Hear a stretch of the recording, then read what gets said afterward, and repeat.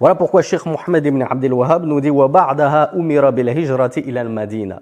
Et après ces 3 années mécoises en prière, il a été ordonné de faire sa hijra, son émigration à Médine.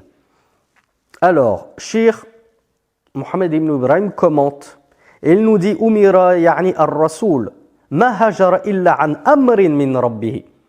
Il a été ordonné, c'est-à-dire que Mohammed sallallahu alayhi wa sallam n'a pas émigré de son plein gré, mais c'était une ordonnance d'Allah subhanahu wa ta'ala. Quand je dis de son plein gré, il n'a pas émigré de sa propre décision, c'était la décision d'Allah, c'était le commandement d'Allah subhanahu wa ta'ala. C'est lui qui l'a ordonné à Muhammad sallallahu alayhi wa sallam et bien sûr à ses compagnons. ولا ذكر المؤلف دليلا على الهجرة لتواترها التواتر المعنوي.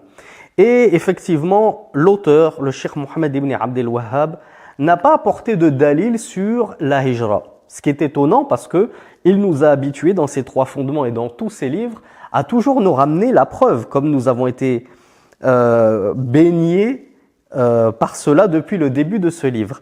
Cheikh Mohammed ibn Ibrahim nous dit qu'il n'a pas ramené la preuve de la hijra et de son obligation parce que c'est tellement connu, c'est tellement répandu que ça se passe de ramener la preuve. Mais ne vous inquiétez pas, Cheikh Mohammed ibn Ibrahim, lui, il nous a ramené les preuves et il a bien détaillé le sujet. Et d'ailleurs, Cheikh Mohammed ibn Abdel Wahhab nous parle plus tard en détail de la hijra.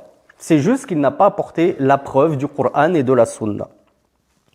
Alors la hijra, c'est quoi, nous dit Cheikh Mohammed ibn Ibrahim? En tout cas, cette hijra du messager d'Allah qui lui a été imposée, quelle était-elle?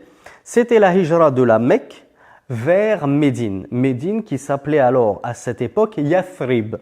Yathrib, c'était son nom. Pourquoi on l'appelle alors Al-Madina, la ville? Parce qu'elle a été renommée Madinatur Rasoul, la ville du messager. Parce que ça a été son foyer d'accueil. Alors le Cheikh Mohammed ibn Ibrahim nous dit que Al-Hijra min Makkah ila al-Madina ba'da dhalika umira bil-Hijra من أجل التخلص من المشركين فإنهم أضروا بالضعفاء من المسلمين بل النبي صلى الله عليه وعلى آله وسلم يتصدون له بشيء من الأذى كإلقاء سلاء الجزور عليه وهو ساجد ووضع الشوك في طريقه والوقوف على بابه ليتخرج فأمر بالهجرة للتصريح بعداوة المشركين وبما أوجب الله عليه إظهاره من تكفير المشركين والغلظة عليهم قال تعالى يا أيها النبي جاهد الكفار والمنافقين واغلظ عليهم. Alors je m'arrête là et je traduis. Cheikh, et écoutez bien, c'est très important. Cheikh Mohammed ibn Ibrahim nous dit qu'il a été ordonné de faire la hijra dans le but de se débarrasser des associateurs, c'est-à-dire de se purifier corps et âme des associateurs, comme nous l'avons vu. Donc de les quitter, dans le but de les quitter totalement. Donc nous avons vu que le but, ce n'est pas uniquement de quitter le koufr, l'association, et de s'en éloigner. Nous avions vu dans le cours précédent que cela impliquait implicitement de s'éloigner, de quitter également les adeptes du koufr et de l'association, donc de quitter physiquement et géographiquement tout kafir, tout mécréant, tout associateur. Cheikh Mohammed ibn Ibrahim nous dit en effet, ils ont nui aux faibles d'entre les musulmans, c'est-à-dire de l'époque de Mohammed sallallahu alayhi wa sallam. Et alors, que dites-vous, mes chers frères et mes chères sœurs, de notre situation en 2023 en Europe, en Occident? Ne sommes-nous pas plus faibles que ne l'ont jamais été les compagnons du messager d'Allah sallallahu alayhi wa sallam? Et les kuffars et les associateurs ne sont pas-ils plus nuisibles aujourd'hui qu'ils ne l'ont jamais été à l'époque du prophète sallallahu alayhi wa sallam? Alors qu'en est-il ou qu'en serait-il de l'obligation de notre hijra à nous, de ces terres de kufr vers les terres d'islam, si elle a été rendue obligatoire aux plus nobles des compagnons du messager d'Allah sallallahu alayhi wa sallam? En effet, il leur nuisait, comme nous le dit Cheikh Mohammed ibn Ibrahim, et il nuisait même au prophète Mohammed lui-même sallallahu alayhi wa ala alihi wa sallam, jusqu'à ce qu'il lui renversait sur le dos, alors qu'il était en pleine prosternation pour son Seigneur, des abats des abats animaux. Les abats, c'est-à-dire les viscères et les viscères de chameau sur son dos.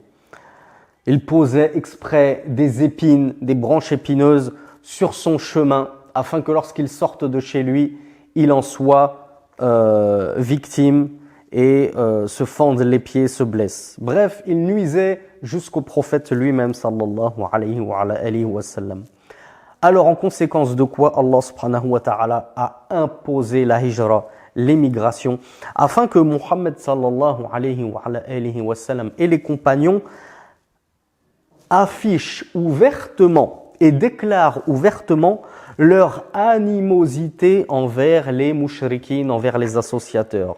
C'est pour ça que je vous ai dit, écoutez bien et faites attention à tous ces prédicateurs de l'égarement qui vous font croire que vous pouvez être amis avec les infidèles. Non, le but c'est d'afficher ouvertement son hostilité et son animosité envers tous les associateurs, même s'ils ne te combattent pas. Ce n'est pas ton ami à partir du moment où il combat doctrinalement parlant ton Seigneur.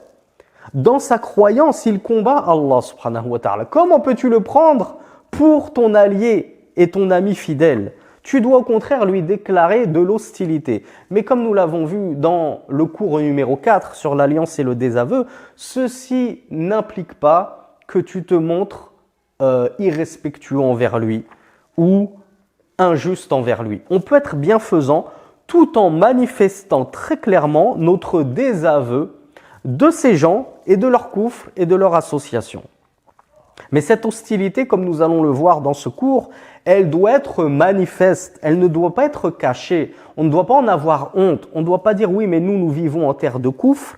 On ne peut pas exprimer cette hostilité, sinon on va avoir des représailles. Et bien justement, si tu es dans une telle situation, ça signifie que la hijra est d'autant plus obligatoire. C'est justement tout le but de la hijra, de pouvoir t'extirper de cette situation de faiblesse et d'humiliation pour pouvoir afficher ouvertement ta religion, ta foi, fièrement, avec bravoure et courage, et déclarer cette hostilité, cette animosité envers les infidèles. Le Cheikh Mohammed ibn Ibrahim nous dit, tu dois être en mesure de déclarer, de faire le takfir, c'est-à-dire de rendre mécréants ouvertement les associateurs. Comment ça se fait que toi tu dises, moi j'ai honte de dire à mon voisin que c'est un infidèle, de dire que nos gouverneurs, Macron et tous les ministres qui l'entourent, ce sont des infidèles, ce sont des mécréants. Pourquoi avoir honte? Eux, ils n'ont pas honte de leur coufre. Ils sont fiers d'être des mécréants. Ils sont fiers d'être laïcs. Pourquoi nous, on devrait avoir honte de les traiter d'infidèles et de faire leur takfir, de dire ces gens-là, ce ne sont pas des croyants. Ces gens-là, ce sont des infidèles, des koufars, des associateurs. Et on doit afficher ostensiblement notre dureté envers ces gens-là. Et on doit être sévère envers les ennemis d'Allah subhanahu wa ta'ala. Et encore une fois, comme je l'ai dit, la sévérité n'implique pas forcément l'irrespect, l'injustice, les frapper, leur nuire, etc., etc.